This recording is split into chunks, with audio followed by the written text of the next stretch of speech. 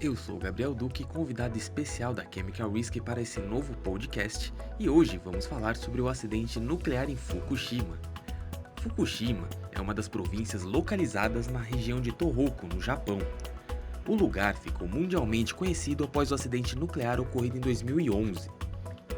No dia 11 de março de 2011, às 14h46 no horário local, ocorreu um terremoto de 8,9 graus de magnitude na escala Richter, no noroeste da costa do Japão.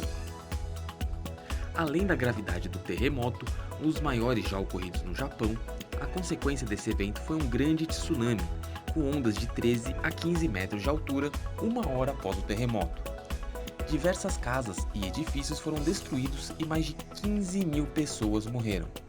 O tsunami atingiu as usinas nucleares de Fukushima, provocou a inundação da central de Daiichi, localizada na cidade, e os sistemas de segurança das usinas nucleares da região entraram imediatamente em estado de alerta.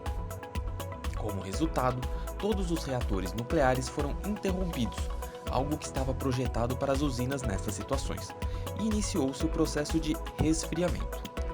Vale lembrar que em 2011 o Japão tinha 54 reatores em operação, que eram responsáveis por aproximadamente 29% da energia elétrica do país. Após o tsunami, foi decretado estado de emergência para as 11 usinas nucleares localizadas em Miyagi, Fukushima e Ibaraki. Como funcionava a central nuclear de Fukushima? A instalação, operada pela Tokyo Electric and Power Company, também conhecida como TEPCO, era composta por 6 reatores construídos entre 1971 e 79. Na época do acidente, apenas os reatores 1, 2 e 3 estavam em operação, e o reator 4 era somente utilizado para armazenar combustível já gasto. O tsunami causou diversos prejuízos para a usina e ocorreu a liberação de material radioativo. O tsunami prejudicou também o sistema de refrigeração da usina e desativou os geradores de emergência que forneciam energia para controlar e operar as bombas em funcionamento para o resfriamento dos reatores. Logo, toda a água usada no sistema foi contaminada com material radioativo. Aproximadamente 400 toneladas de água radioativa foram retiradas por dia e armazenadas em tanques, que ficaram ao redor da usina, já que havia grande dificuldade em descartar o líquido contaminado. O grande problema é que na sequência foram detectados vazamentos nesses tanques de armazenamento, e toneladas de água contaminada infiltraram-se direto na terra seguindo para o Oceano Pacífico, o que deixou a região de Fukushima em estado de emergência. O resfriamento insuficiente levou a 3 colapsos nucleares, explosões causadas pelo hidrogênio presente no ar e a liberação de material radioativo nas unidades 1, 2 e 3 entre os dias 12 e 15 de março de 2011. A perda de resfriamento também levantou preocupações sobre as piscinas de combustível que haviam sido irradiadas recentemente e estavam cheias, próximas ao reator 4, mas ele não esquentou a ponto de causar mais danos. As explosões liberaram uma quantidade de césio, produto radioativo amplamente empregado nas usinas de energia nuclear. Os 4 reatores tiveram seus núcleos derretidos com a sequência de reações. Os trabalhadores da fábrica sofreram exposição à radiação nuclear em várias ocasiões e foram evacuados em momentos diferentes. Em 5 de julho de 2012, a Fukushima Nuclear Accident Independent Investigation Commission concluiu que as causas do acidente poderiam ser previstas, uma vez que o Japão está em uma área vulnerável para a ocorrência de terremotos e possíveis tsunamis. A comissão verificou que a TEPCO não cumpria os requisitos básicos de segurança, tais como avaliações de risco, preparação para conter danos colaterais e desenvolvimento de planos de evacuação.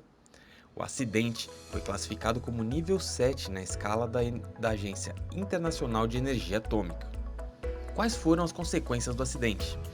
O Ministério da Ciência e da Educação do Japão realizou medições em um raio de 30 a 50 km ao norte da usina e verificou que a região apresentava altos níveis de césio. Outra preocupação do governo foi com os alimentos, uma vez que a região tinha agricultura e assim foi proibida a venda de alimentos produzidos na região. Uma outra recomendação do governo para a população local foi evitar o uso de água das torneiras, principalmente quando empregada para preparar alimentos.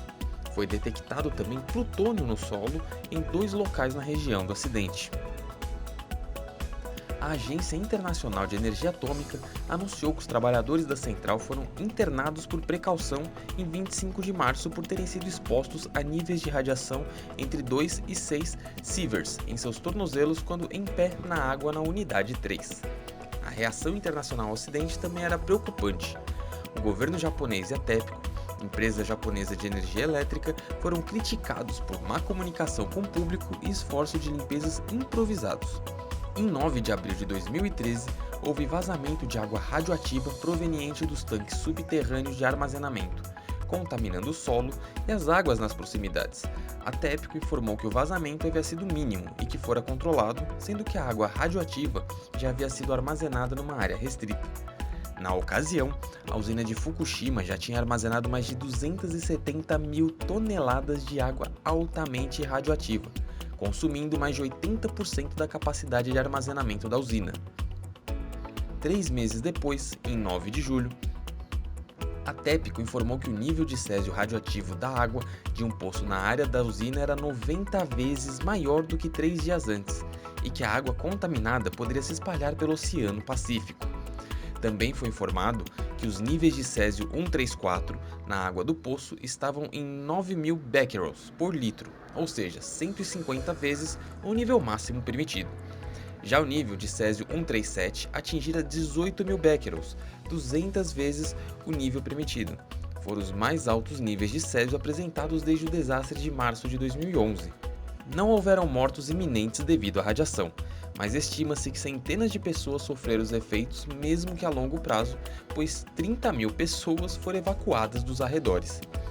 Em agosto de 2013 foram constatados vazamentos de água radioativa no mar, o que agravaria ainda a situação ambiental, pois é praticamente impossível mensurar os estragos que todo esse desastre possa ter causado e ainda causar na natureza. Por hoje é só.